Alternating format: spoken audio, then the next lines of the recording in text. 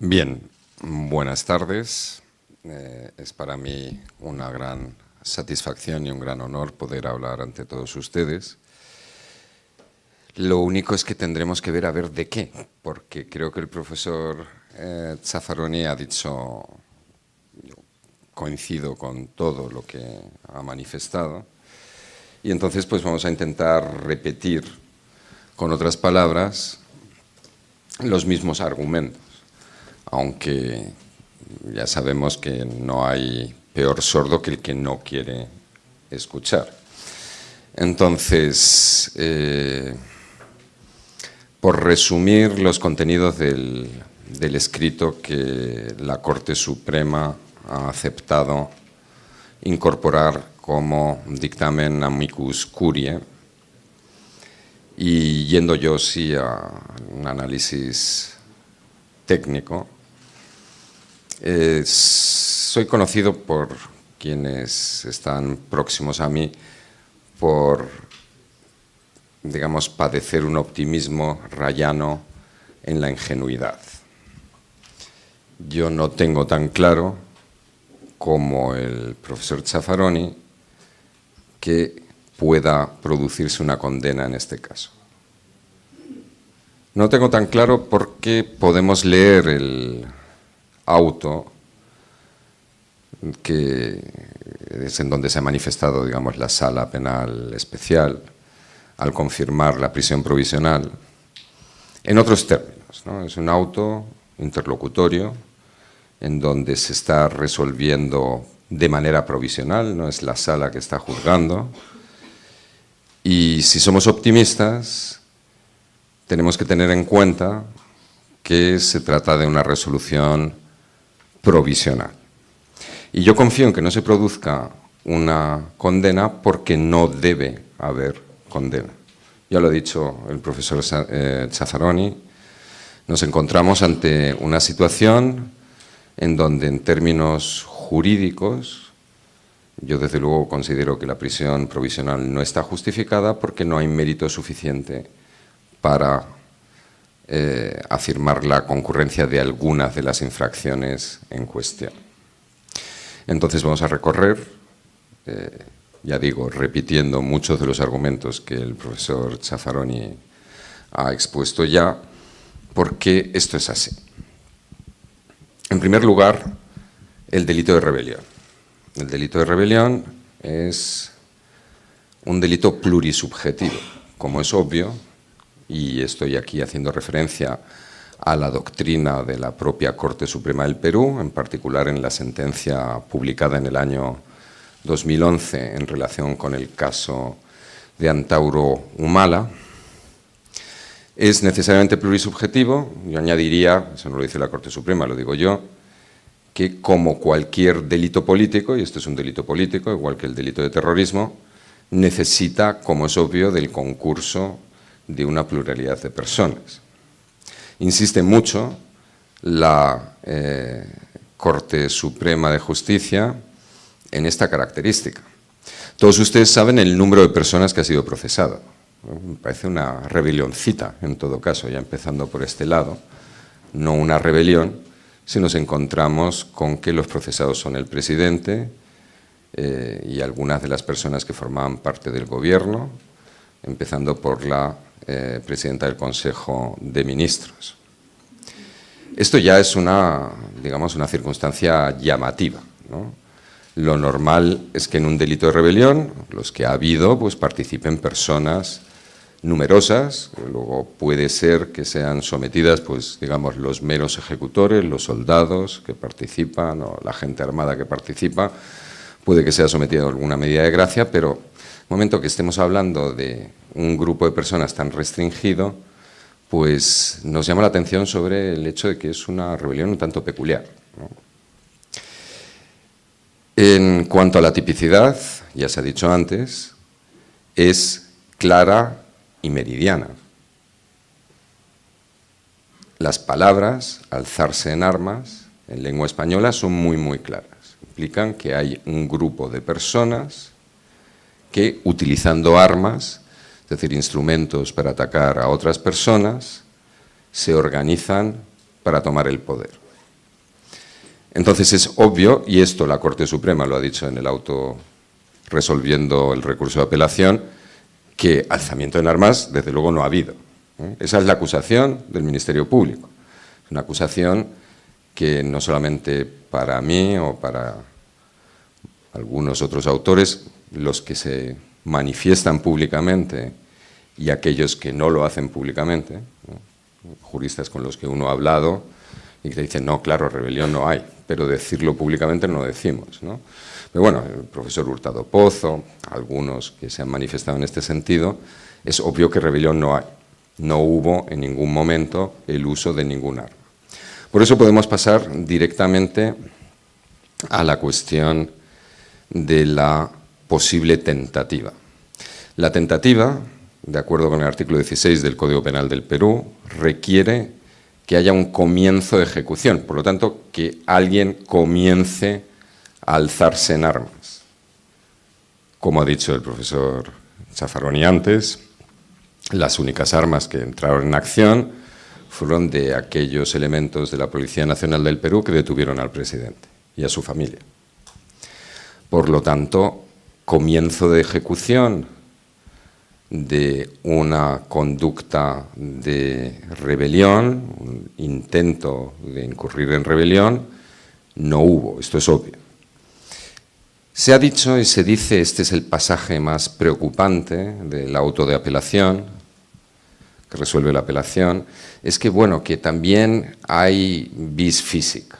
No solamente está la vis física, sino que también existe el uso de esta vis psíquica, de esta fuerza moral, se decía antiguamente, que podría dar lugar a la existencia de esta tentativa, puesto que Pedro Castillo era el comandante en jefe de los estamentos armados de la República del Perú. Bien, desde luego entonces no estamos hablando de ninguna vis psíquica. El delito de rebelión sigue siendo el uso de la fuerza armada, por lo tanto, violencia en su máxima expresión. A lo que probablemente el ponente se quería referir es que, aunque el presidente Castillo no estuviera ejerciendo él mismo, no era Fidel Castro agarrando una metralleta y tomando él mismo las armas, que bueno, que como era el comandante, entonces a través de su poder de mando, pero entonces la palabra vis psíquica realmente está mal utilizada, ¿no? Estaba entonces ejerciendo las facultades de mando que le atribuye la Constitución en tal caso, pero el delito no muta, ¿no? Entonces yo soy un poco más optimista o, digamos, más voluntarioso que quien ha hablado antes, Adrián Sens era, en el sentido de que no es que la Corte Suprema pueda pretender decir que uno se puede alzar en armas con vis psíquica, que son grupos armados que ejercen la hipnosis de personas. Esto es broma, esto no es serio. Yo no puedo interpretar el auto de apelación de la Corte Suprema en este sentido, porque entonces se situaría claramente en infracción de la Constitución y la Convención Americana de Derechos Humanos. Quien dice que alzarse en armas se puede hacer por vis psíquica está infringiendo el principio de legalidad, está quebrando la ley. No digo más palabras para no exponerme a hacer una acusación, ¿no? Con relevancia penal. Entonces no puede ser que la Corte Suprema, es imposible que la Corte Suprema diga una cosa tan absurda como que puede haber un lanzamiento de armas, no sé, con poderes psíquicos, mentales, ¿no? Esto es más para los programas humorísticos.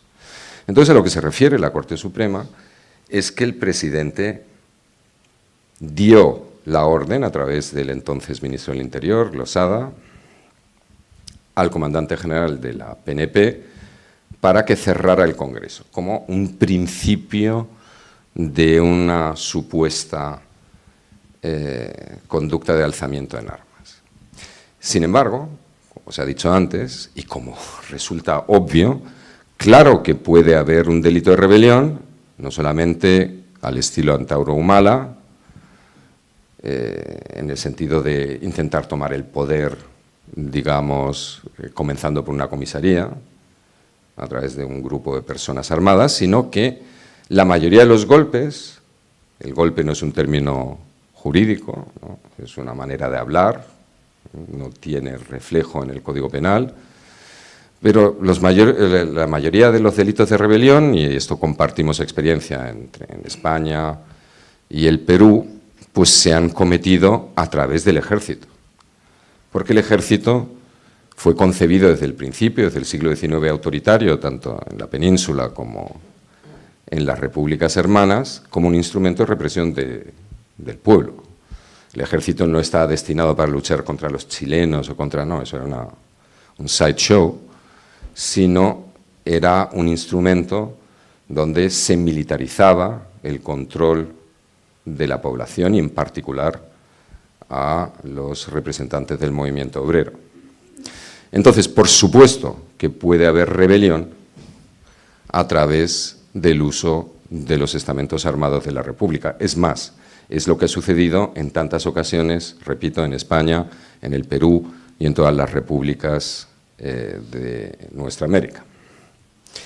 Bien, dicho esto, la cuestión es que la rebelión es una conducta fáctica, da vergüenza tener que explicarlo una vez más, o sea, consiste en que gente armada toman el Congreso, todo hemos visto, sabemos, hemos leído en los libros de historia lo que son las rebeliones protagonizadas por parte de los ejércitos.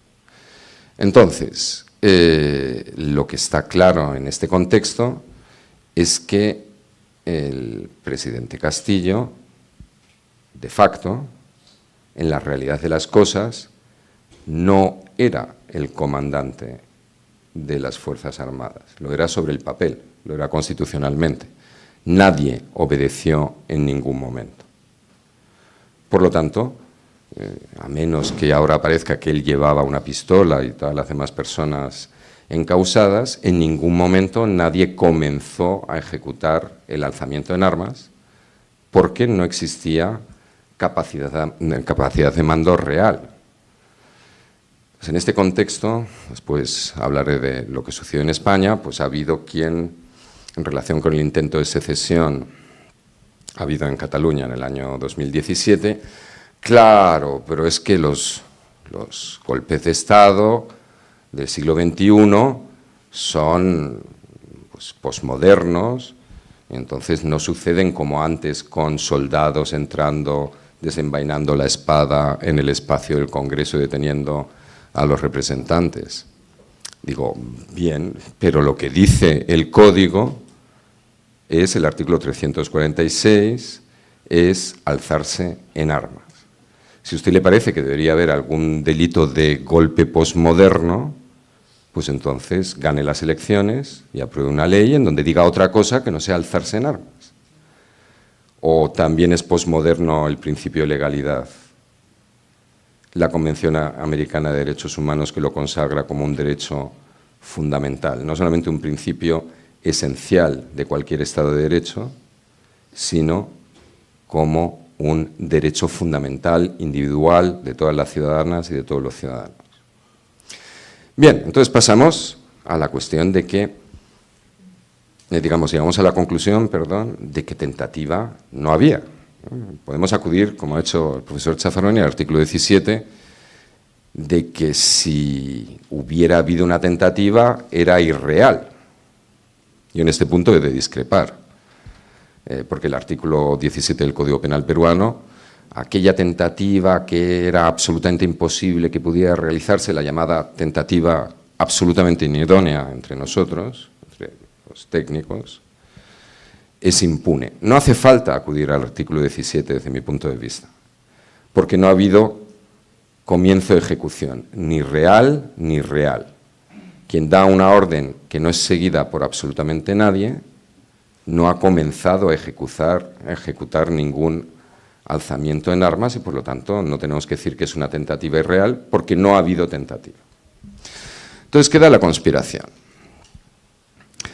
La conspiración es una concertación de distintas personas para cometer una determinada infracción. En este caso, el artículo 349 del Código Penal castiga expresamente la conspiración para cometer el delito de rebelión. Entonces, se dice, desde mi punto de vista, esto es una cuestión secundaria, aquí están los abogados, hay algún letrado aquí presente que conoce la causa mucho mejor que yo, no hay sustento fáctico para que hubiera conversaciones en ese sentido. No se sabe nada a ciencia cierta, todo esto son suposiciones de la acusación y del auto de enjuiciamiento, quién estuvo en la redacción de la proclama, de la locución que leyó el presidente el 7 de diciembre. Pero suponiendo, como debe hacerse en derecho a meros efectos argumentativos, hipotéticamente, supongamos que las personas, o algunas personas, las encausadas u otras, la Corte Suprema por lo menos tuvo la gentileza de declararnos que decir por el Perú, por parte del ministro de Comercio, no es rebelión, menos mal, no es alzarse en armas, este comentario de esta persona que fue separada de la causa, porque le dio un abrazo al presidente y dijo por el Perú. Y menos mal que la Corte Suprema nos ha puesto en claro que eso no es participar en un alzamiento en armas. Pero bueno, supongamos que hubo conversaciones para leer la proclama en cuestión. ¿Cómo podría ser esto una conspiración? Pues unas conversaciones para leer un manifiesto. Esas conversaciones para leer un manifiesto, de haber existido, porque desde mi punto de vista no hay prueba que vaya en esa dirección, no hay indicio racional suficiente, pero de haberlo habido, solo podría ser una conspiración para la realización de un delito de rebelión, en la hipótesis de que hubiera habido una preparación, no de una locución a leer en televisión, sino de un alzamiento en armas. Y entonces el alzamiento en armas, como es obvio, se prepara preparando gente armada, estableciendo planes de intervención. No es fácil tomar el poder por las armas, hay que prepararlo un poco, ¿no? Hay que tener conversaciones con muchas personas, muy particularmente con quienes tienen el mando efectivo de las personas, de los soldados, de los policías que tienen las armas con las que puede llevarse a cabo el alzamiento armado. Esto no está acreditado ni siquiera en el escrito de acusación y en el auto de enjuiciamiento. Por lo tanto, no ha habido en absoluto una conspiración para un alzamiento en armas. Lo que ha habido son quizás conversaciones para leer una locución. Bien, tengamos en cuenta que de lo que se trata también, desde el punto de vista político, no solamente es de convencer a quienes están convencidos de dónde está la razón política en este ámbito, sino de lo que se trata, desde mi punto de vista, y para esto sirve el derecho, si no tendríamos que estar en otros ámbitos distintos del derecho, es de convencer a aquellos que estaban en desacuerdo con el plan político del presidente Castillo. Porque aquí no estamos hablando de estar de acuerdo o en desacuerdo con el plan no previsto en la Constitución que parecía trazar la locución. Sino de lo que se trata es si el Perú es un Estado de Derecho. Y yo diría, apelaría a aquellos que no comparten el ideario político de Pedro Castillo, a quienes son contrarios a su proyecto político, es decir, si Pedro Castillo es un ciudadano, Pedro Castillo y los demás acusados, de esta República. Y si como ciudadano de esta República tiene derechos fundamentales. Y si forma parte de ese derecho fundamental el derecho a que no se aplique una ley penal arbitraria no aprobada por el Parlamento. Porque si Pedro Castillo no tiene derechos, si los supuestos terroristas, supuestos, no tienen derechos, ninguno tenemos derechos. Es por esta razón que yo apelaría a aquellos que son contrarios al proyecto político popular que representaba el presidente, que tengan en cuenta que aquí no estamos hablando solamente de estas personas, estamos hablando de los derechos fundamentales de todos. Y en el momento en donde se pueda, y yo confío en que no se haga, quebrar un caso claro, hay tantos claros casos difíciles en derecho, pero alzarse en armas es alzarse en armas. Aquí nadie se ha alzado en armas. Voy a terminar, digamos, pasando a una consideración más próxima a lo que está diciendo el profesor Zaffaroni, haciéndoles una consideración en torno a lo que sucedió en España, porque yo creo que es muy significativo. Y en mi dictamen también incido en esto, como es obvio, porque no solamente se trata de modesta y humildemente ofrecer mi perspectiva sobre el derecho peruano, sino, puesto que uno trabaja en España, también contar cómo se ve desde fuera. Como ustedes saben, en el año 2017 hubo un intento de secesión por parte de la mayoría parlamentaria, que no social, en el gobierno, en la Generalitat de Cataluña, y en contra de la prohibición del Tribunal Constitucional Español se convocó un referéndum de secesión. He de decir, por si fuera relevante, no me voy a pronunciar sobre la política peruana, pero sí sobre la española, que yo no soy partidario en absoluto de ningún nacionalismo. Creo que ningún europeo puede ser partidario del nacionalismo. El nacionalismo es pecado. El nacionalismo, el no ver al conjunto de la especie humana como destinatario de nuestros anhelos, es un error que en Europa ha conducido a los mares, a los océanos de sangre que ustedes saben en el pasado. Como decía Stefan Zweig, el nacionalismo es nuestra desgracia, ¿no? Bien, entonces yo soy contrario al nacionalismo catalán, igual que soy contrario al nacionalismo español. Y hablando del nacionalismo español, el Tribunal Supremo, una parte del Tribunal Supremo, en particular el juez instructor, que es quien lleva la investigación preliminar en España, se empecinó en decir que, y de nuevo nos encontrábamos con la misma rebelioncita, donde había 4, 5, 6, 12 personas acusadas, digo, pues eran seguramente del universo Marvel, ¿no? Porque si eran 12 personas para cometer un delito de rebelión, en el caso de España o en el caso peruano, pues debían tener superpoderes, ¿no? Entonces, en el caso catalán, se empecinó el juez de instrucción en decir que había habido rebelión. Porque, y esto les va a sonar, claro, existe la policía catalana, que llevan pistolas.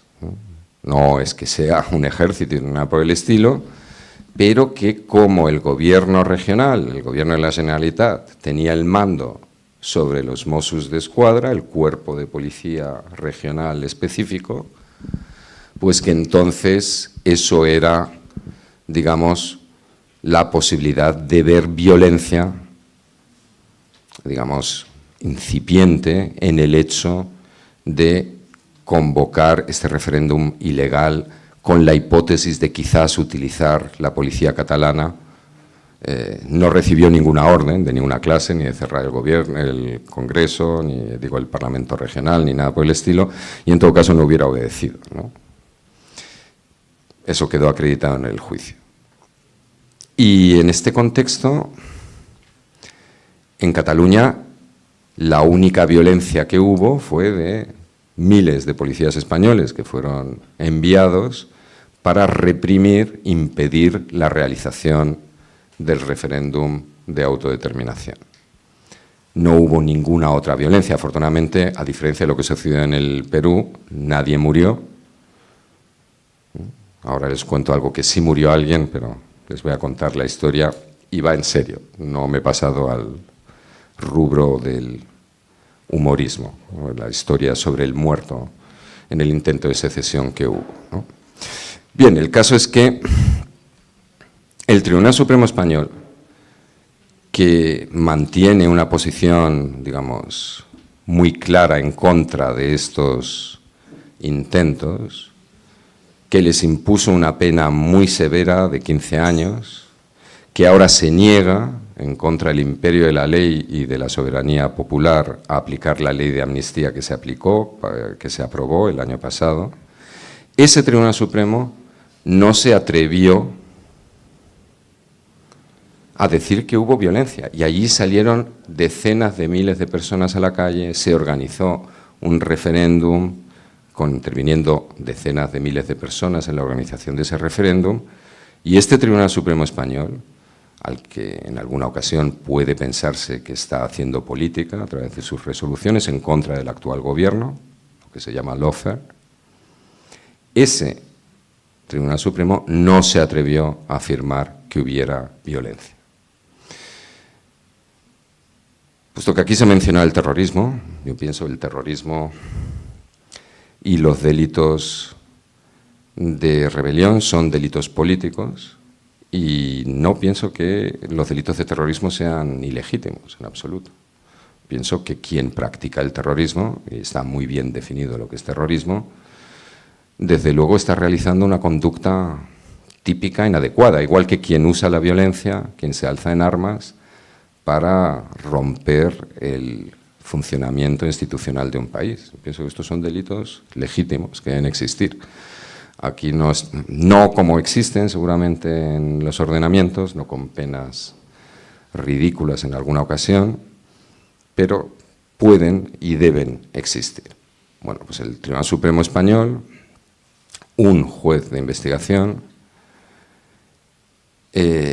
incluyó, ya una vez que había fracasado lo de la rebelión ante el Tribunal Supremo, el delito de terrorismo, porque hubo un ciudadano francés que sufrió un infarto en una parte del aeropuerto de Barcelona que no estaba siendo tomada ni cortada, había un corte de carretera próximo, y sufrió un infarto, y el juez de instrucción y la policía y el juez de instrucción pensaron que el infarto igual le había dado porque estaba nervioso por las protestas que estaba habiendo.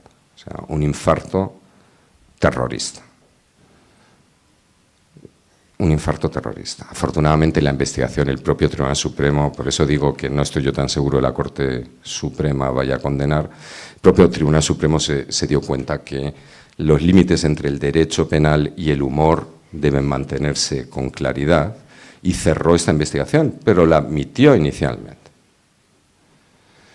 De tal manera que, si nos imaginamos que el libro del fundador del MRTA a día de hoy es un delito de apología al terrorismo con una pena mínima de 8 años de prisión, aquí estamos sufriendo este tipo de alucinación colectiva por parte, en este caso, del legislador y del Poder Judicial y de la policía especializada, cuando realmente pretende no solamente prohibir, sino impedir hablar sobre lo que sucedió.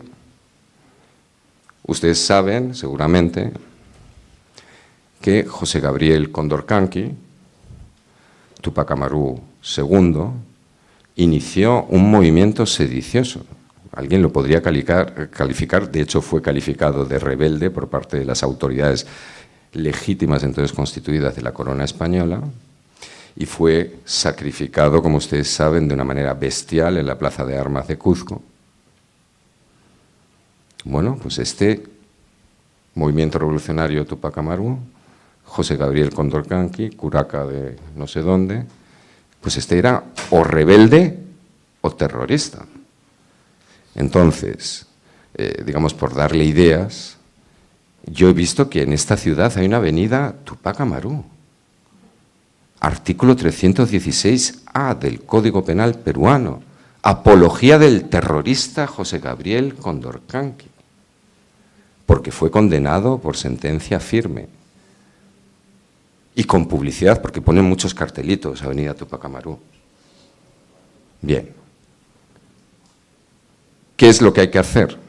Desde luego, primero, llevar a cabo un análisis jurídico que demuestra, a mi modo de ver, más allá de toda duda razonable, que aquí la acusación por el delito de rebelión carece de todo fundamento, tanto para la tentativa como para la conspiración. Si se permite que se tuerza el derecho aplicando esta norma a hechos que de ninguna manera se corresponden con lo que prevé la ley peruana, estaremos quebrando la Constitución. Ahí sí. Como ha dicho Hurtado Pozo, llamar de una manera muy imperita. No quiero pensar qué es lo que habría dicho Vladimir Ilich Lenin sobre este modo de proceder de Pedro Castillo, ¿no? Le hubiera dicho, mire, usted no es un buen profesional de la revolución, ¿no? Piensa que llamando por teléfono al jefe de la PNP ya está todo resuelto, que saliendo en televisión Lenin habría sido muy severo con este tipo de amateurismo, ¿no? Entonces, que esto sea alzarse en armas parece una broma de mal gusto. Muchas gracias por su atención.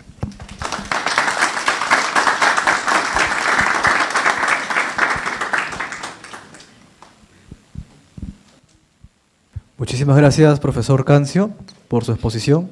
Yo quisiera formularle una pregunta antes de poder darle preguntas a los demás participantes. Y fuera del caso en concreto, siempre desde el punto de vista académico e hipotético, ¿no? Para no personificar ni hablar de personas con apellidos.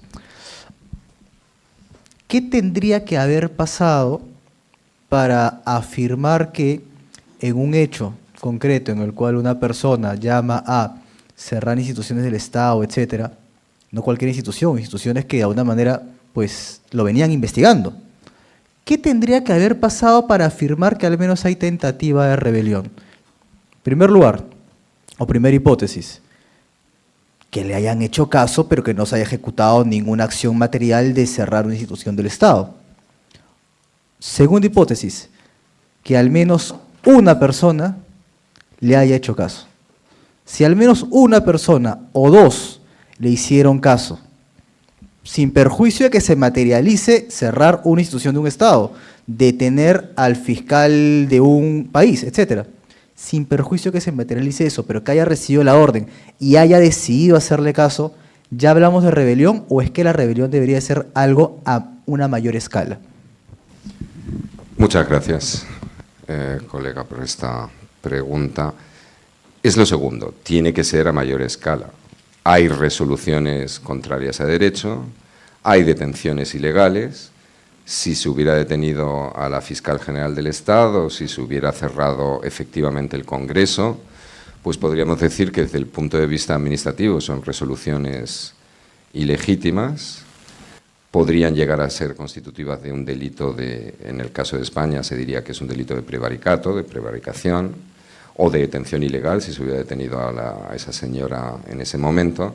Pero la rebelión es otra cosa. Como dice la propia Corte Suprema de Justicia, la rebelión no se hace ni con 2 ni con 3, sino que es una fuerza armada.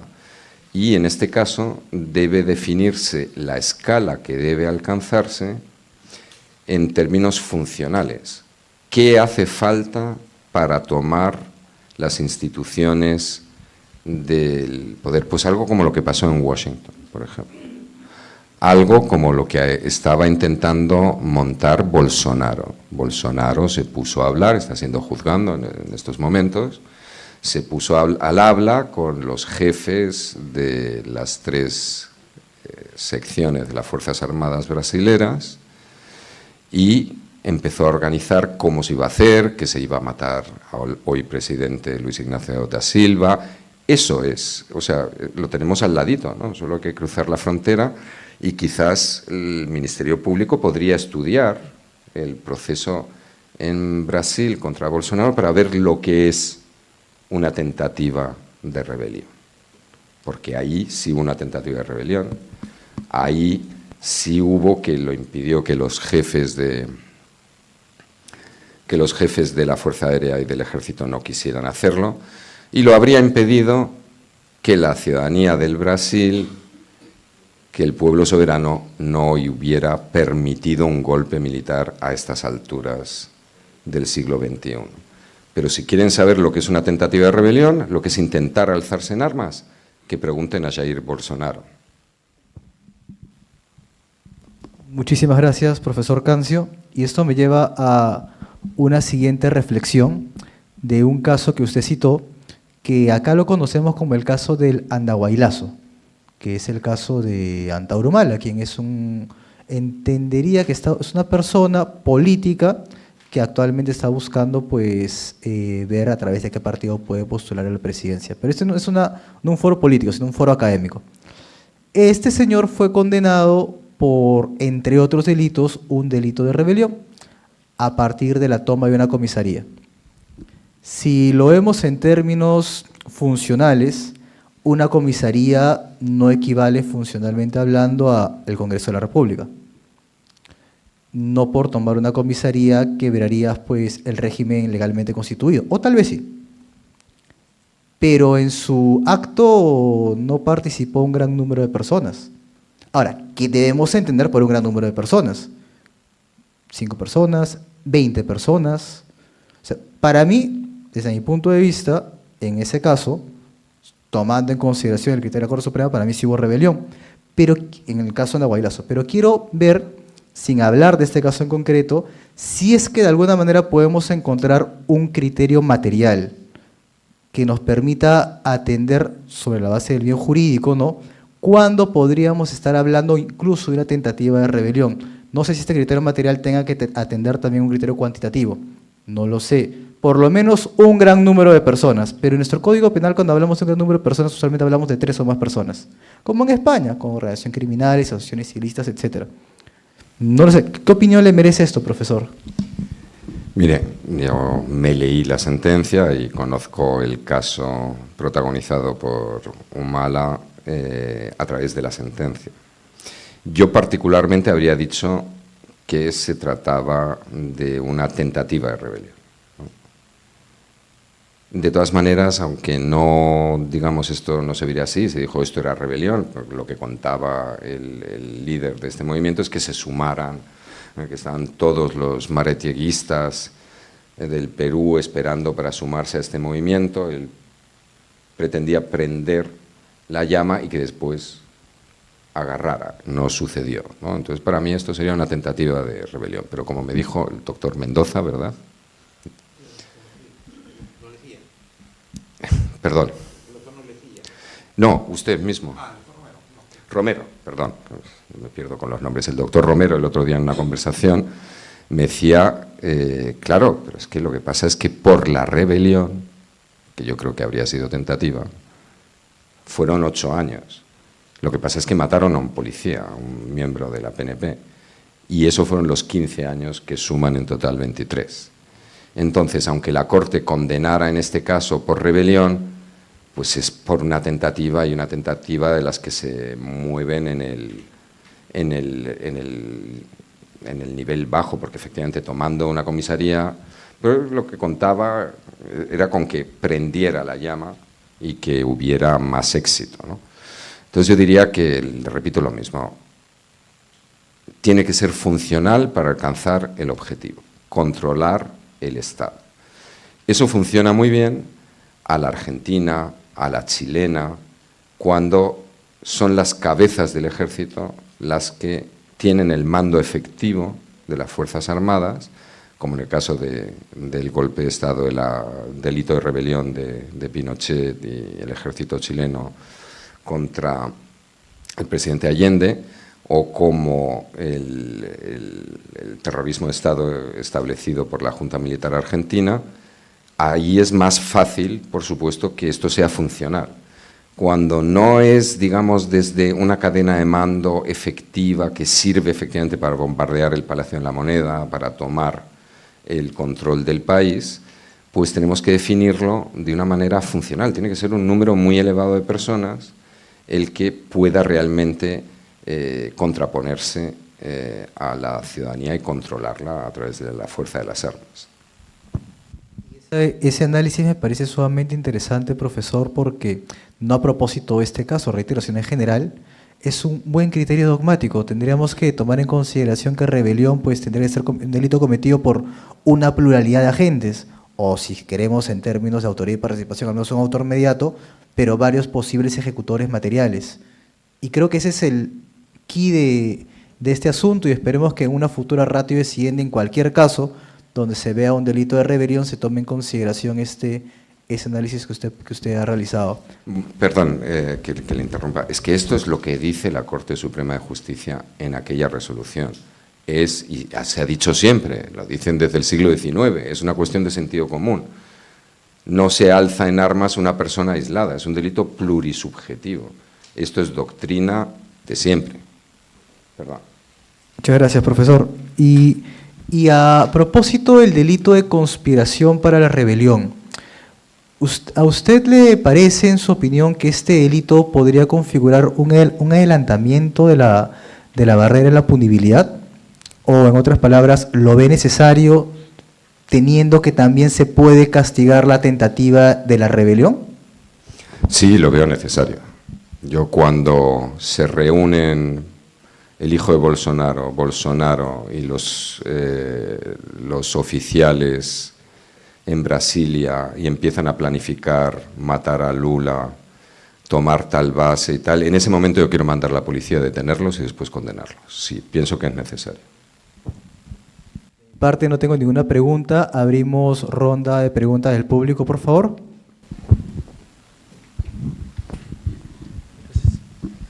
Muy buenas noches, doctor Cancio Meliá. Muchas gracias por su presencia. Muchas gracias también a LP por haber organizado esta gran conferencia, que es muy interesante, la verdad. Gracias al doctor Zaffaroni, que bueno, se encuentra de manera virtual, y usted que se encuentra presente. Antes que todo, hacer mi pregunta, doctor José Urquizo Lechea le manda saludos. Y bueno, no puedo venir, pero yo vengo en su representación. Y quería hacerle la pregunta justamente que estaba hablando del tema de que no se puede suscitar la rebelión porque, bueno, fue una rebelioncita, como usted comenta. ¿Es plausible que si en todo caso Pedro Castillo, al ser presidente de la nación, tuvo este cargo tan importante y, bueno, llamó evidentemente a la persona que manejaba la Policía Nacional de Perú, es plausible que si hubiera sucedido el delito de rebelión, sin cuyo caso, si ese grupo de policía o una institución tan grande como es la Policía de Perú hubiera salido en masa, en una gran cantidad de personas que evidentemente están armadas, hubieran salido a tomar las calles, de decirlo de alguna manera, y hacer caso, en este caso, al mandato que hizo el presidente en ese entonces, ¿hubiera sido plausible? Bueno, esto es una cuestión muy difícil que yo no puedo contestar. Igual si alguien de otra orientación política lo hiciera, igual sí sucedería, no lo sé. Recordemos el asunto Yáñez en Bolivia, ¿no? Ahí resulta que la vicepresidenta dio la orden y ahí sí se le obedeció, ¿no? En este contexto hay que conocer la realidad social, por supuesto, en un Estado bien constituido. En un Estado bien constituido, quienes llevan el escudo de la República en su uniforme y llevan las armas que no son suyas, que no son las armas de la ciudadanía, en representación del conjunto de la ciudadanía, nunca deberían cumplir una orden ilegal. Si todo estuviera bien, yo soy ciudadano suizo también, ¿no? Entonces le aseguro, en Suiza hay 600.000 armas de guerra, porque es un ejército de milicias. Si a alguien se le ocurriera, no hay general, ¿no? No hay ningún general en Suiza, Pero supongamos que al gobierno federal se le ocurriera ordenar a los ciudadanos armados que realicen alguna conducta así. Es seguro que nadie obedecería, es seguro, porque todo ciudadano, aunque sea campesino o conductor de autobuses, sabe que esto no se puede hacer. Entonces, ojalá en el Perú sea así, que imaginemos que lo que pasó en el caso Bolsonaro, en donde ya los jefes no obedecieron. 2 de 3 no obedecieron. Pero, por otra parte, pues, digamos, cuando no es un ejército ciudadano, como es el caso de esa segunda patria mía, citando a un autor suizo, Max Frisch, hace falta muy poco para que gente armada se sienta amenazada. O sea, no lo sé. En Bolivia obedecieron a Yáñez. Y a lo largo de la historia, bueno, pues estamos llenos de golpes de Estado, en donde, en el caso de la rebelión exitosa que llevó a la dictadura nacional católica en mi país, en España, pues ahí los soldados obedecieron. Bueno, no todos, ¿no? Y los que no obedecieron fueron fusilados inmediatamente, ¿no? Entonces, ¿seguimos estando en 1936 o en 1800, lo que sea? ¿U hoy en día los funcionarios de la policía, los soldados de las Fuerzas Armadas, saben que antes que soldados son ciudadanos y que por lo tanto no deben obedecer las órdenes inconstitucionales? Me gustaría pensar que sí, pero mi respuesta es no lo sé.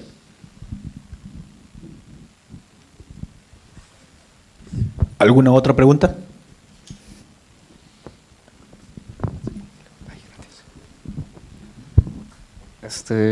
Bueno, muy buenas noches con todos. Muy buenas noches, doctor Cancio Meliá. Bueno, primero manifestarle mi admiración por todo el trabajo y todo el aporte que ha realizado usted al derecho penal. Yo soy un estudiante de la Universidad San Antonio Abad del Cusco. Actualmente me encuentro haciendo un intercambio en la Universidad Nacional Mayor de San Marcos.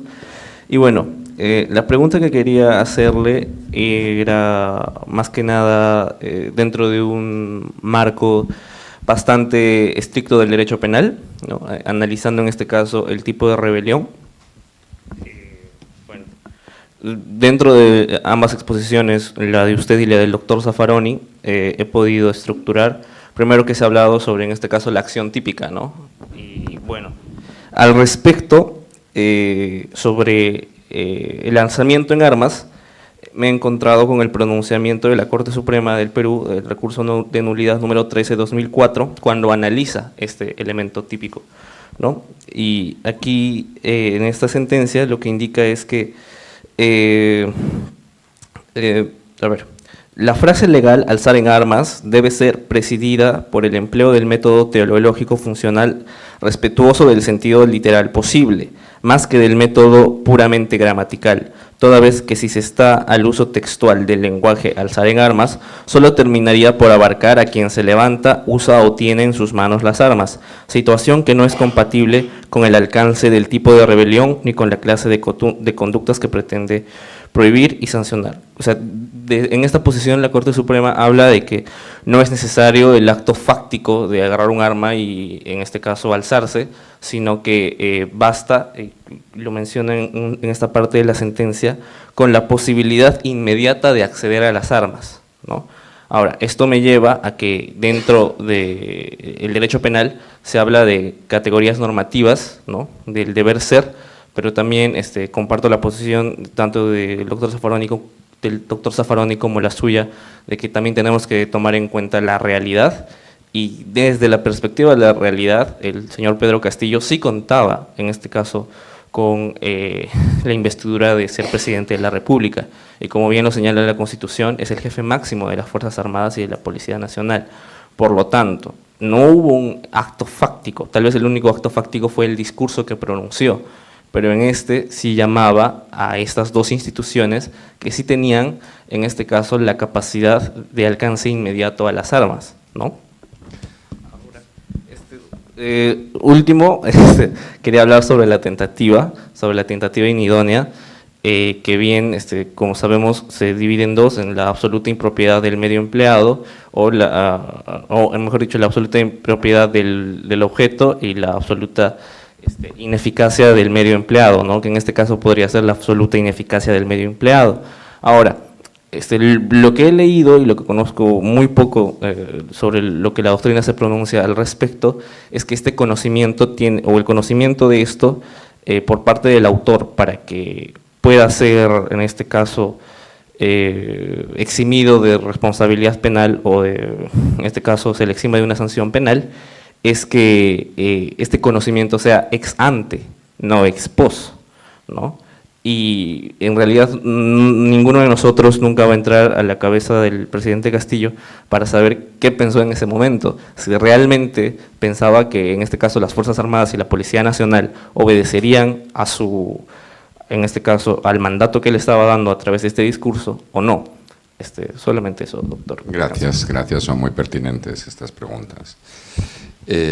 Si llamamos eso pensamiento, pensando en el gesto adusto y severo de Vladimir Ilich, sería pensamiento mágico, ¿no? Entonces, pensar que le iban a obedecer.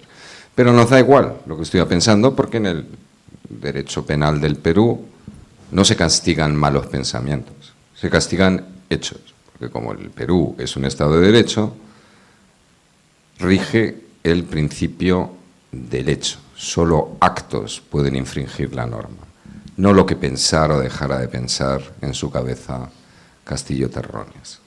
Entonces, el asunto es que, aunque sobre el papel tenía el mando de las Fuerzas Armadas, para que podamos decir que realmente tenía el mando y por lo tanto podía cometer siquiera tentativa, como es obvio, tendría que haber aprendido de Jair Bolsonaro y haber organizado, sobre todo con las personas al mando de las unidades armadas, un mecanismo para poner en marcha la maquinaria militar.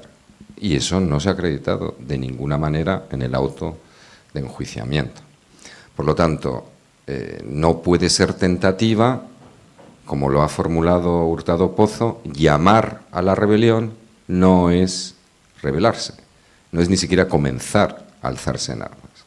De tal manera que el hecho de que sobre el papel fuera el jefe de las Fuerzas Armadas, que le hubieran obedecido en otra circunstancia. Se produce una invasión, esperemos que las bromas en torno a la islita esa entre dos naciones hermanas no suban más, porque hablamos de esta islita justo cuando se aprueba la ley de amnistía. ¡Uf, qué casualidad! ¡Qué casualidad! No nos dejemos engatusar, yo diría, de los hermanos peruanos con los hermanos colombianos por una islita en medio del río. Que eso siempre se usa para lo que se usa, para tapar otros asuntos en la agenda pública.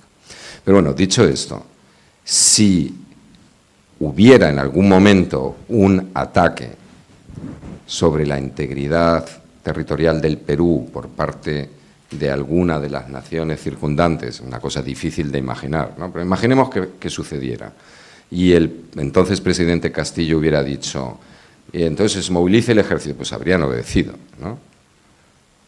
Por lo tanto, para organizar un alzamiento en armas, para cerrar el Congreso, esto no podía contar Castillo, ni nadie, con que nadie lo decía. Y es obvio que, de facto, no tenía el control. Y alzarse en armas no sucede en la mente de las personas, sucede en los hechos. Por lo tanto, ni tentativa ni conspiración. Porque las imaginaciones no las castiga el derecho penal. No en un Estado de Derecho. En Rusia sí, luego la gente se cae de las ventanas, no solamente está en prisión provisional, pero en los hechos no hubo en ningún momento control de gente armada. Por lo tanto, ni se organizó ese control de gente armada. Por lo tanto, ni conspiración, ni tentativa, y mucho menos ejecución del delito de rebelión. Muchas gracias.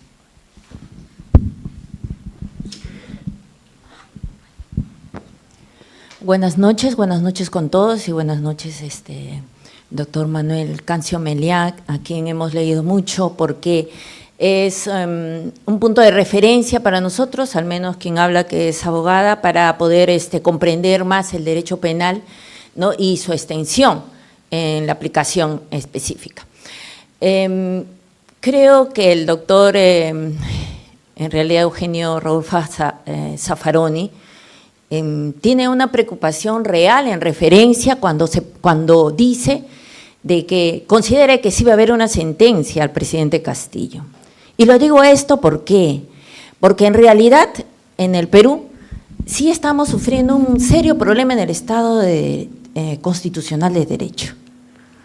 Hay un quiebre real y objetivo porque tenemos sentencias que no se ajustan a la ley, no se ajustan al principio de legalidad, no se ajustan a nuestra Constitución. Y lo digo porque, cogiendo lo que usted acaba de decir, en el Perú no se sentencia las ideas, sino los hechos, lo cual es falso. En el Perú sí se sentencia ahora las ideas, ya no los hechos. O sea, eso ha sido el cambio que se está dando en este proceso ligado a que en realidad, como lo han dicho ustedes, y lo he estado escuchando en todas sus ponencias, doctor, sí, hay una gran presión política y que en estas sentencias que tienen que ver con delitos políticos se definen según a los intereses que requieren, ¿no?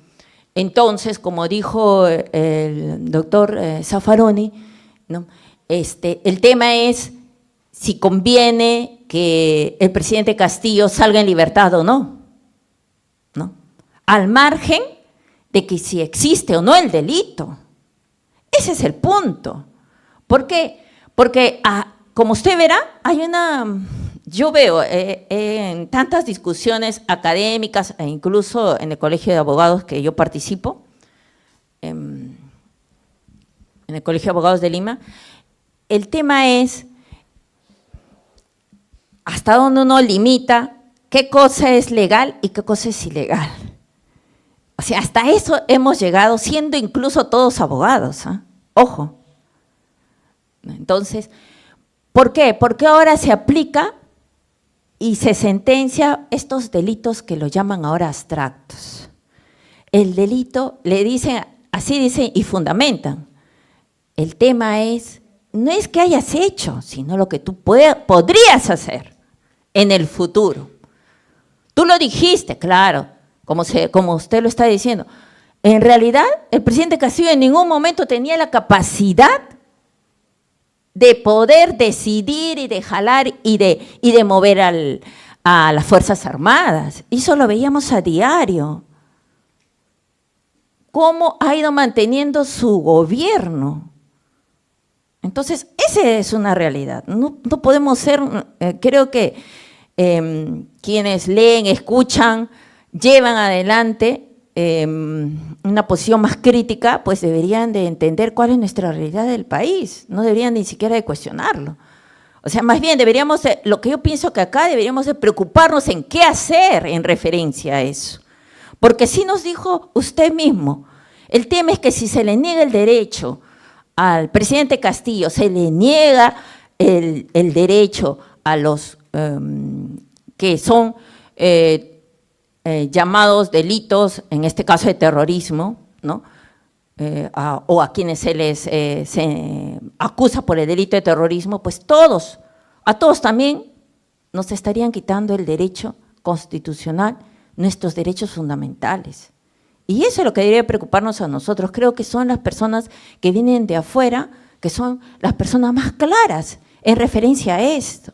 Y ese es un debate que nosotros debemos de ponerlo acá, y lo planteo realmente, porque se mueve mucho el interés, se usa el tema legal por intereses políticos, y eso lo veo en el mismo Colegio de Abogados de Lima, porque a nuestro decano lo están cuestionando, por intereses igual políticos, ¿no? Entonces, mi pregunta, en todo caso, lo que quisiera decirles más bien a usted, pedirle una reflexión en referencia a esto, ¿no?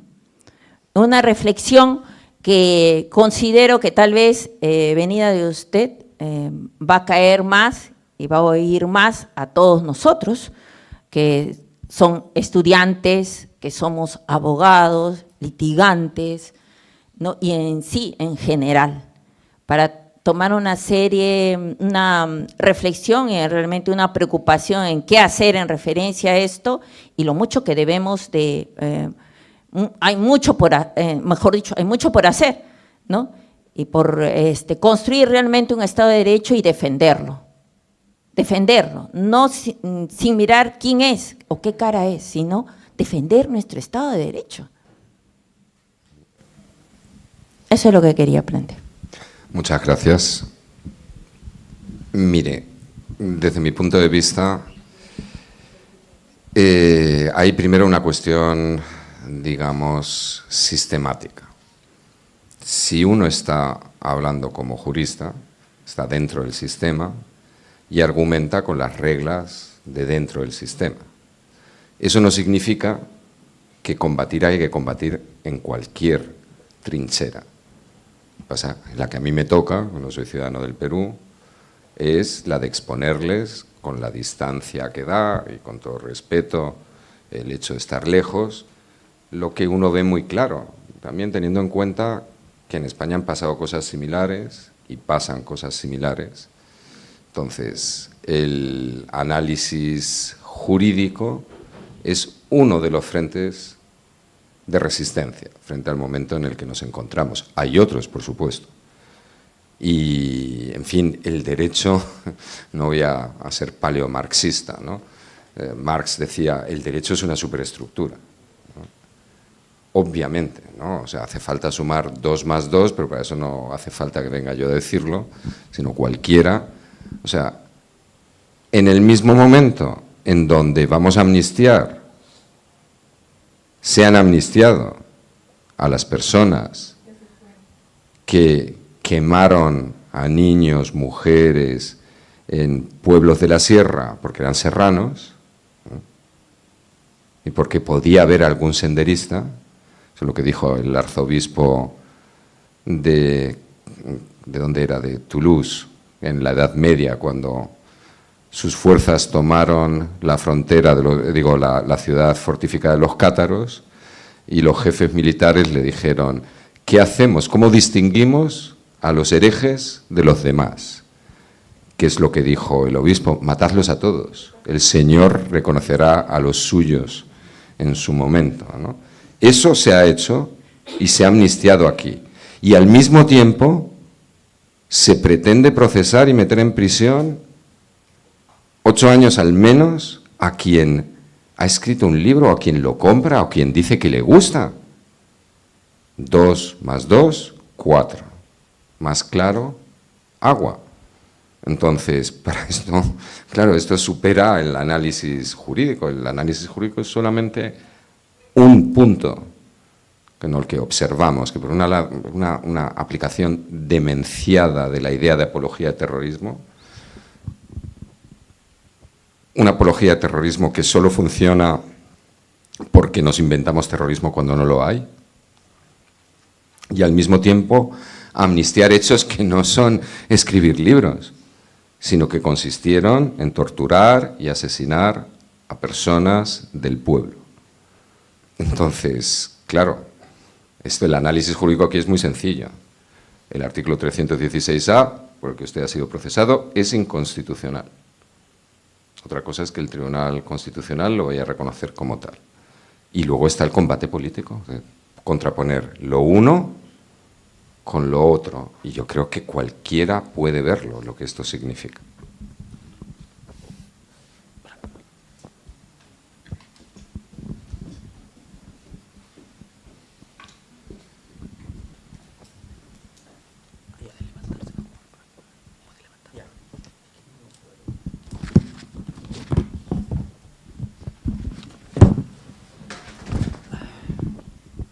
Buenas noches, profesor. Buenas noches con todos. Muchas gracias por la participación, permitirme participar. Me presento, soy abogado de luchadores sociales y presos políticos, en específico aquellos que devienen del conflicto armado interno que vivió mi país o conflicto armado no internacional, es decir, en los llamados casos por delito de terrorismo en su mayoría. Mi pregunta es bien particular y inicio indicando que tengo una coincidencia con usted respecto cuando considera que como parte del delito, de los delitos políticos también es el delito de terrorismo y el delito de rebelión. Ahí tenemos, creo, una coincidencia importante. Pero ocurre, estimado profesor y maestro, que en nuestro país actualmente, y quiero también abordar este asunto, ocurre que hay una legislación especial que no está en el Código Penal peruano, sino en los llamados delitos de terrorismo, que tienen una legislación especial y en particular, y me voy a dedicar específicamente al artículo 5 del Decreto Ley 25475, que indica que se castiga con no menos de 20 años la sola pertenencia de una persona a una organización terrorista. Muy bien, pero ocurre que en los años 80 y 90 o 93 se podría decir que finalizó el conflicto armado interno. Algunos lo sitúan en el año 2000.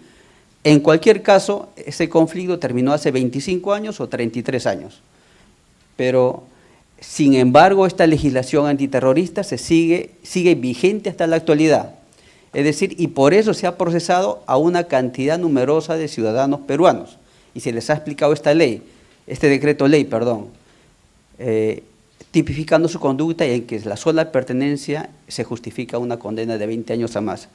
Pero la pregunta es la siguiente, estimado profesor.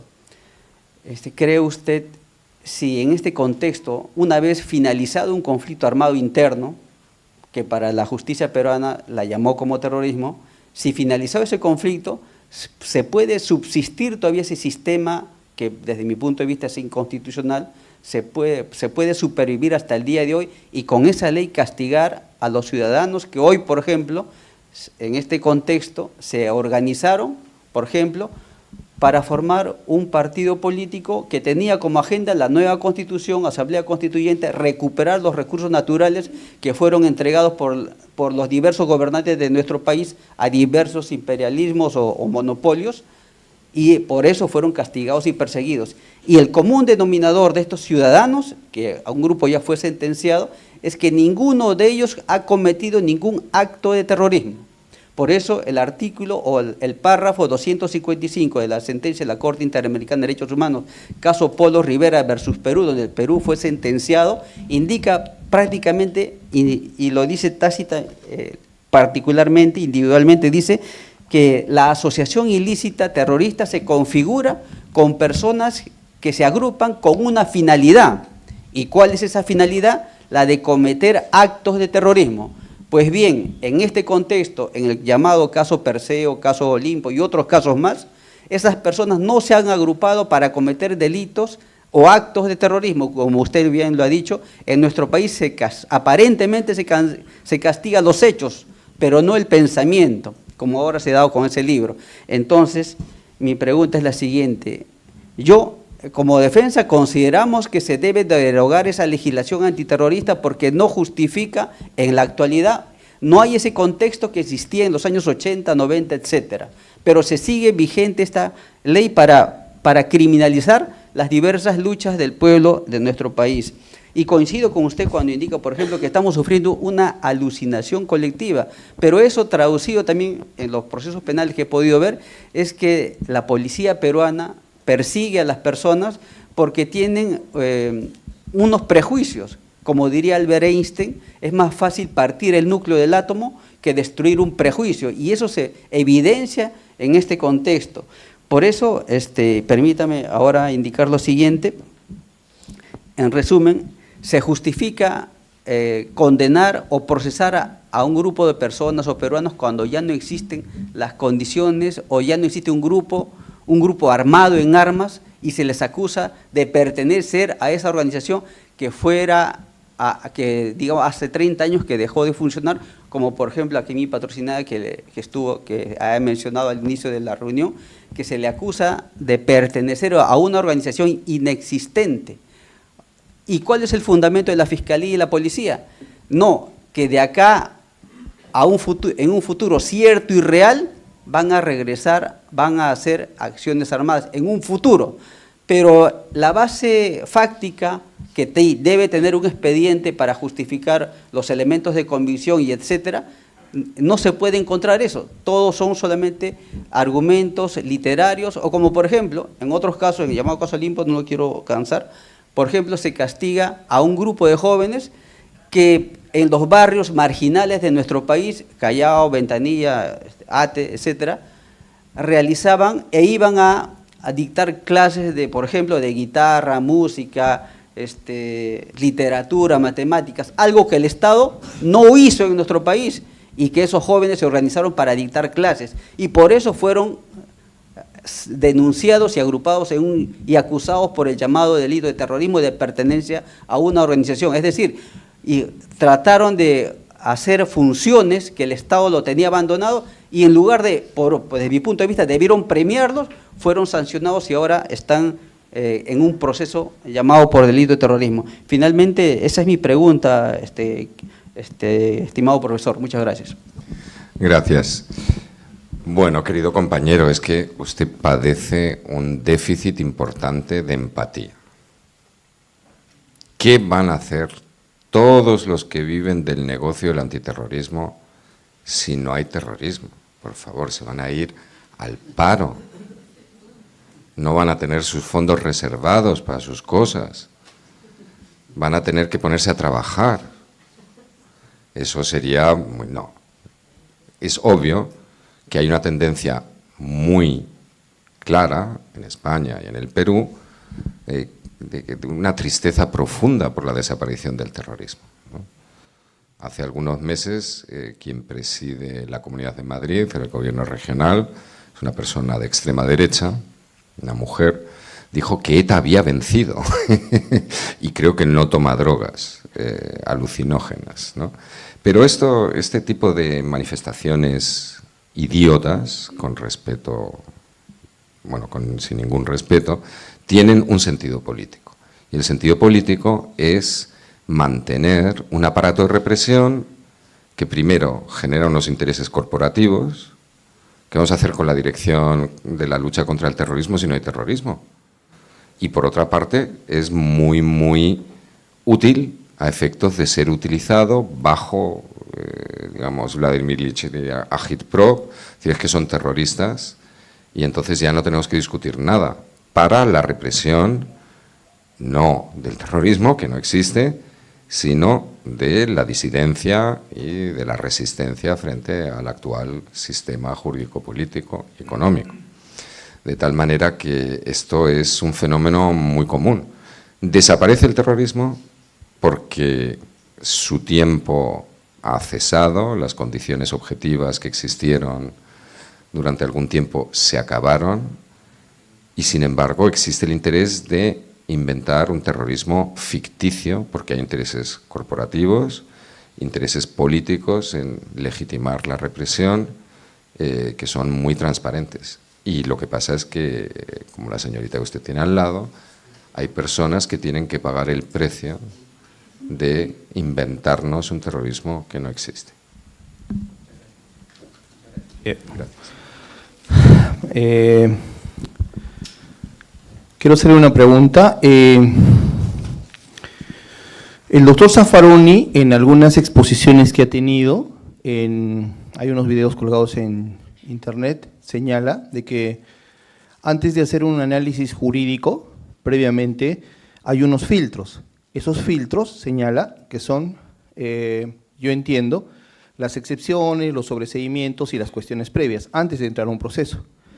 Sin embargo, antes de hacer un análisis de un tipo penal, uno debería de ampararse básicamente en la Constitución Política del Estado. Y la pregunta es la siguiente. En nuestra Constitución Política del Estado existe un artículo, en realidad son tres, pero el que prima sobre todos es el artículo 120 de la Constitución. El artículo 120 de la Constitución nos dice lo siguiente: son nulos los actos del presidente de la República que no tengan una refrendación ministerial. Es decir, existe una corresponsabilidad entre los ministros y el presidente de sus actos. En los hechos, de la revisión que se ha realizado de las actas de las sesiones del Consejo de Ministros del gobierno de Pedro Castillo, no se ha aprobado dentro del Consejo de Ministros los acuerdos que han dado lugar al mensaje a la nación. En tal sentido, ¿cómo se podría interpretar la aplicación del artículo 120 antes de la aplicación del derecho penal? Porque si la Constitución te pone un parámetro y te dice que son nulos esos actos, los actos que nacerían en adelante, desde mi perspectiva, tendrían un elemento de nulidad que establece la propia Constitución. En ese sentido, me gustaría saber cómo se aplicaría en este caso la tentativa y la flagrancia en la aplicación de este artículo 120. No lo sé si me podría responder. Gracias.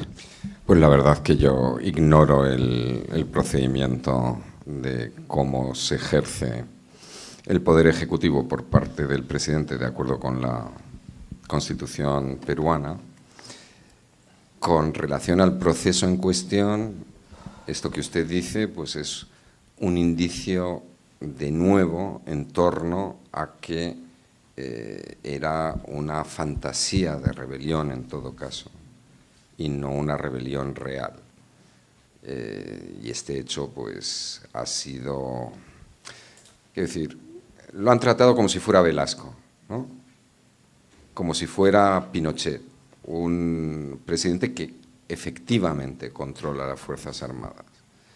Y lo que usted me dice en torno a que no carecía de refrendo ministerial, pues viene quiero decir, había muy pocos miembros de su gobierno, de sus ministros, respaldándolo, ¿no? O sea, es que ni siquiera mandaba a los ministros, como iba a mandar a la Policía Nacional del Perú, ¿no? Muy buenas noches, doctor. Buenas noches con todos. Gracias a LP por organizar este seminario.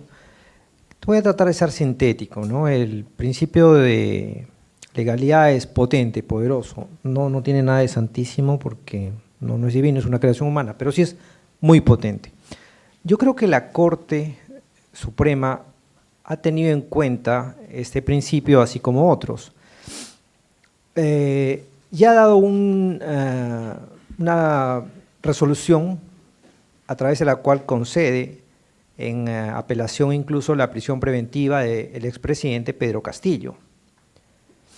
Y la sala, uno de los integrantes, ha sido el mismo que ha vertido la resolución del Andahuaylazo que usted ha citado. Entonces, el derecho también no es estático, es dinámico. Yo creo que la Corte sí ha tenido en cuenta la sentencia del Andahuaylazo. Entonces, ¿qué perspectivas está tomando ahora la Corte? ¿Se va a apartar de su criterio? ¿Usted considera más o menos, por ahí va la pregunta, se apartaría porque no podemos estar diciendo, oye, este ha sido un mini intento de golpe, una rebelión muy a los Avengers, ¿no? No, pongámonos un poco más serios. La Corte sí ha tenido en cuenta esos precedentes. Y los ponentes que han dictado la sentencia de prisión preventiva son también los que han dictado la Andahuaylazo. Entonces, teniendo en cuenta eso, ¿hacia dónde está apuntando hoy en día la Corte Suprema? Bajo su perspectiva de usted y haciendo un esfuerzo, ¿cree que va a cambiar de criterio? ¿Va a haber una nueva posición? Por ahí creo que va el hilo. Gracias. Muchas gracias. Pues yo en lo que insisto es que la Corte, y en particular el ponente, no se han pronunciado sobre el fondo. Se han pronunciado sobre si a la luz de lo que se estaba haciendo en un proceso ante otro colegiado, podía pensarse que había indicios suficientes para la prisión preventiva. Con independencia de lo que uno piense sobre si había o no había indicios suficientes para la prisión preventiva, es a eso a lo que se circunscribe la resolución firmada por San Martín Castro. es una decisión interlocutoria, que no puede entrar en el fondo del asunto más allá de ver si podría haber para otro tribunal, es otro tribunal el que lo va a juzgar, la existencia de indicios suficientes. Mi punto de vista es, soy optimista,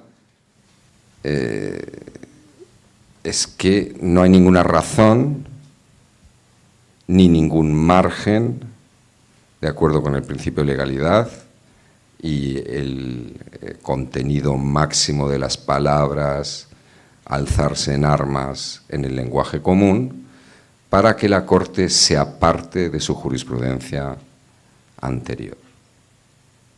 Y si no se aparta de su jurisprudencia anterior, entonces debe absolver. Bueno, muy buenas noches, doctor profesor Manuel Cancio.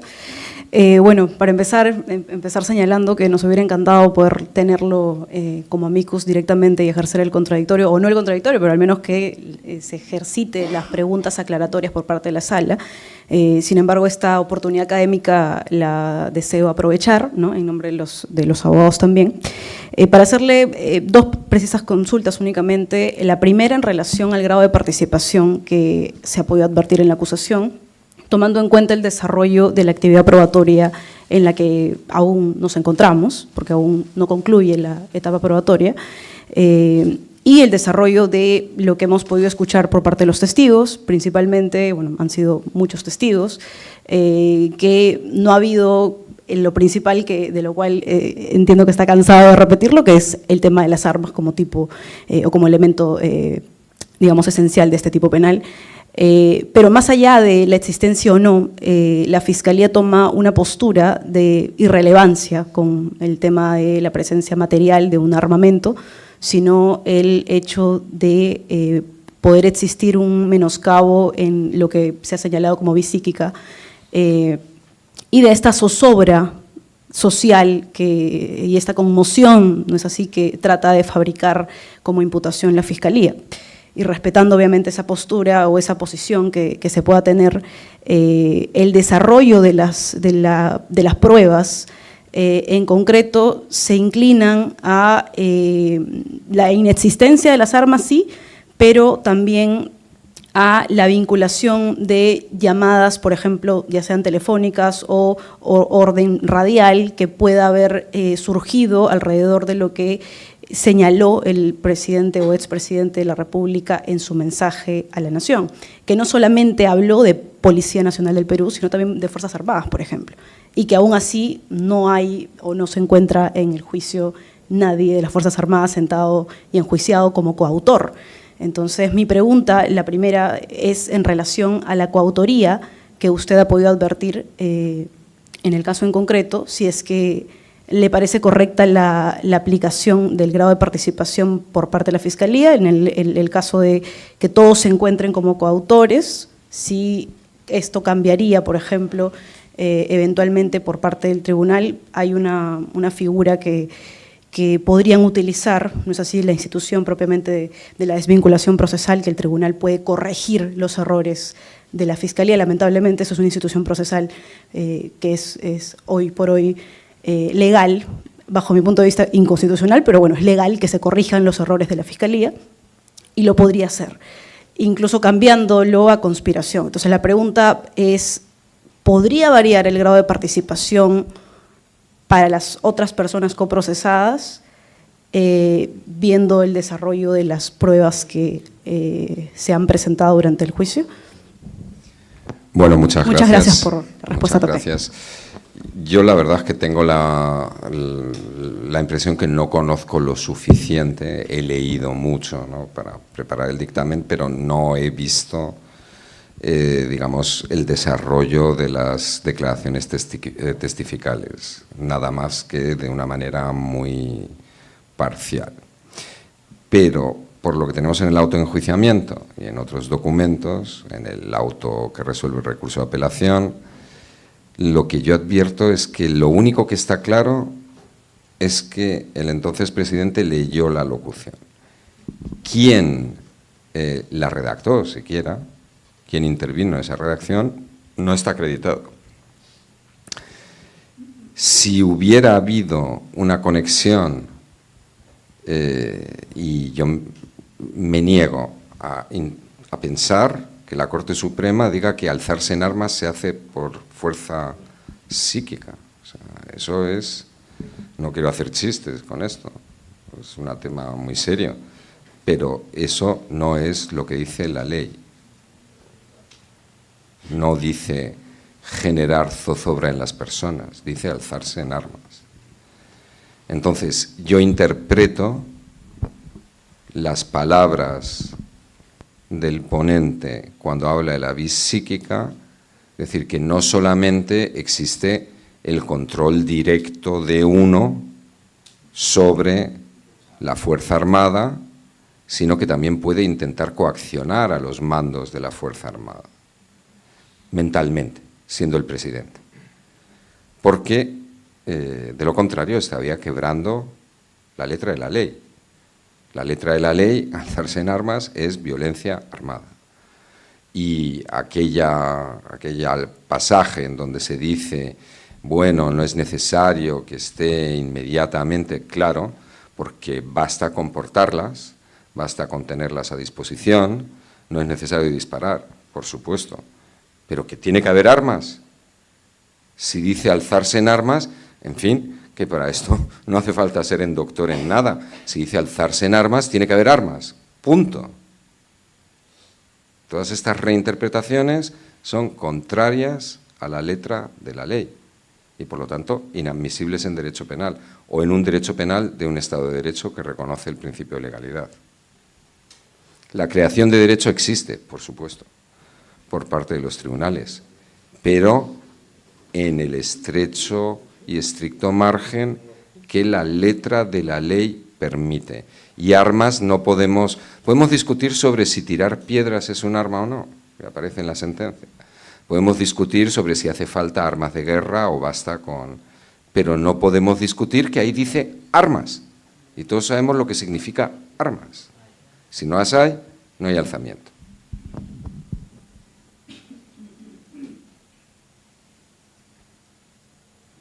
Muchísimas gracias, profesor. Sí. La última pregunta, me indican, por favor. Una pregunta, solo para acotar nada más lo que yo pienso. Buenas noches con todos. Gracias por este evento que organiza LP. Más que todo, yo quisiera acotar a lo que ha manifestado la doctora, ¿no?, sobre la desvinculación procesal. Yo pienso que, si bien es cierto, tampoco estoy de acuerdo con la desvinculación procesal, porque es una facultad que tiene el jurado de desvincularse de un tipo penal y condenar por otro. Y normalmente cuando un jurado se desvincula es porque va a condenar por ese delito. O sea, ya no hay debido proceso en esos procesos. O sea, obliga a la fiscalía que acuse y que acuse por un delito por el cual se va a desvincular la sala. Entonces, al hacer esto la sala estaría obligando a la fiscalía a acusar por un delito por el cual ni siquiera manejó en una acusación complementaria. Por eso se manejaba antes incluso en el antiguo código y hoy en día también existe en el nuevo código. Entonces, yo veo muy difícil esa posibilidad porque sería básicamente ya un abuso de derecho por parte de la misma sala, tratar de buscar a la fiscalía que acuse por un delito que no hizo. El tiempo también sería valioso porque tendría que haber un nuevo juicio. Al desvincularse tendría que haber nuevos alegatos de apertura, nueva posición de lectura de documentales, interrogatorios y todo lo que vendría. Yo pienso que por tiempo y por un debido proceso la sala no podría hacer esta figura penal, que si bien es cierto sí existe en el código, porque existe, incluso yo tengo una tesis de maestría sobre la desvinculación procesal y la afectación al debido proceso, pero yo creo que esta figura penal ya sería un abuso de derecho total en un proceso del cual ya se vienen viendo pues muchas desnaturalizaciones en muchas partes del mismo proceso, más que todo no por las partes procesales, sino por el jurado que preside pues dicho juzgamiento. Eso es todo lo que quería acotar. Muchas gracias.